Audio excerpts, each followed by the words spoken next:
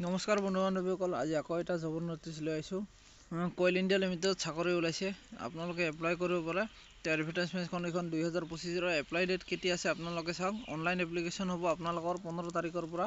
জানুৱাৰী মাহৰে এই যোৱাকালিৰ পৰা ষ্টাৰ্ট হৈছে আৰু ফেব্ৰুৱাৰী মাহৰ 14 তাৰিখলৈকে থাকিব। তো আপোনালোকে যিসকলে কোৱালিফিকেশ্যন হিচাপে আছে তেওঁলোকে যেন এপ্লাই কৰে। তো শেষলৈকে ভিডিঅ'টো চাব আৰু যিসকল বন্ধু বান্ধৱ মোৰ চেনেলত নতুন আছে তেওঁলোকে যেন প্লিজ চেনেলটো ছাবস্ক্ৰাইব কৰি দিয়ে যেন।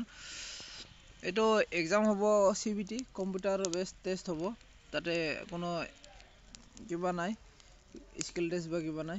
তো ইয়াতে পোষ্ট ৱাইজ আছে কমিউনিটি ডেভেলপমেণ্ট পোষ্টকেইটা আগত চাই লওক, ক'ত কিমানটা পোষ্ট আছে, তাৰপিছত আৰু কিমান কি আছে মই দেখাই দি আছোঁ। এইটো টেণ্টেটিভ ভেকেঞ্চি বুলি দিয়া আছে, যিহেতু কমিউনিটিত আছে টোটেল 20টা আছে আৰু এনভাইৰনমেণ্টত আছে 28টা টোটেল পোষ্ট। তো কোটা হিচাপে আছে, আপোনালোকে চাই ল'ব পোষ্টকেইটা মই দি আছোঁ আৰু ডেছক্ৰিপশ্যনৰ লিংক দিম, তাৰ পৰা ডাউনলোড কৰি আপোনালোকে চাব পাৰে। কিন্তু ফাইনেন্সত আছে টোটেল 103টা আৰু লিগেলত আছে 18টা, 56। এই বাকী এইখিনি আছিলে যিখিনি ডিছপেঞ্চ হিচাপে হয়। টোটেল ভেকেঞ্চি হ'লে বেকলগ আৰু মাৰ্কেটিং চেলছত আছে 25টা, এনেকৈ মেটেৰিয়েল মেনেজমেণ্টৰ 41টা, পাৰ্চনেল HR 92, চিকিউৰিটিত আছে 30, কইল প্ৰিপাৰেশ্যন আছে 67।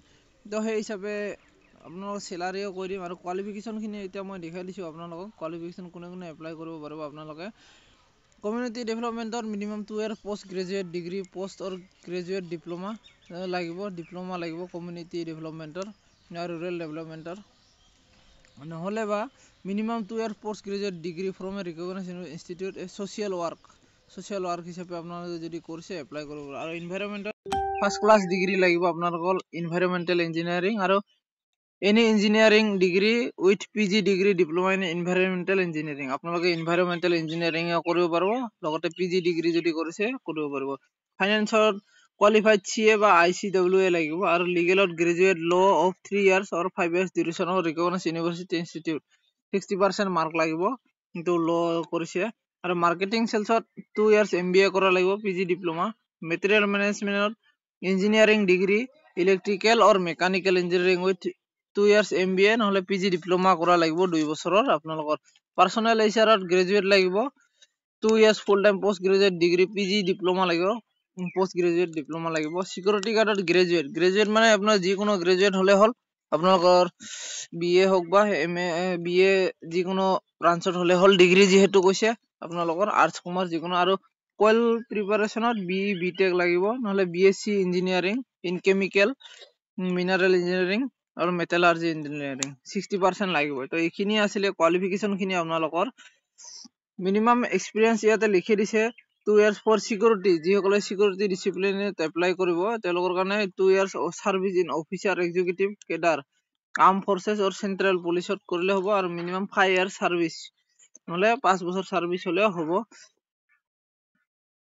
বাকী এইখিনি আছিলে, বাকী বয়স আৰু এপ্লাই কিবাখিনি দেখাই দি আছোঁ আপোনালোকক। ইয়াতে জেনেৰেল কণ্ডিশ্যন গ্ৰেজুৱেট আপোনালোকৰ ইউনিভাৰ্চিটিৰ engineering degree MTech should be full time হ'ব লাগিব ৰেগুলাৰ কৰ্চৰ।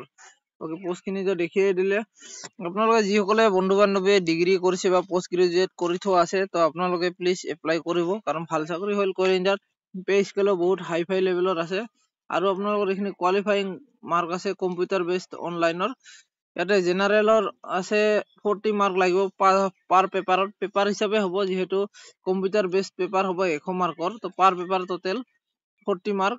OBC লাগিব 35 মাৰ্ক ইচ পেপাৰ আৰু মিনিমাম ST SC সকলৰ 30 পেপাৰ লাগিব প্ৰত্যেকখন পেপাৰতে। তো টেষ্ট চিটিজ ইয়াতে দিয়ে আছে।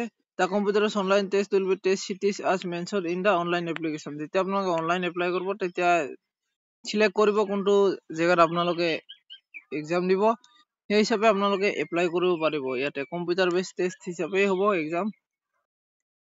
বাকী নো অবজেকশ্যন যদি আপুনি ক'ৰবাত প্ৰাইভেট বা গভৰ্ণমেণ্ট চেক্টৰত গভৰ্ণমেণ্ট বা PSU ভাল ছাবজেক্টত চাকৰি কৰি আছে তেনেহ'লে তাৰ পৰা যদি চাকৰিত এপ্লাই কৰে NOC লাগিব কৈ আছে, নন অবজেকশ্যন চাৰ্টিফিকেট লাগিব আপোনালোকৰ।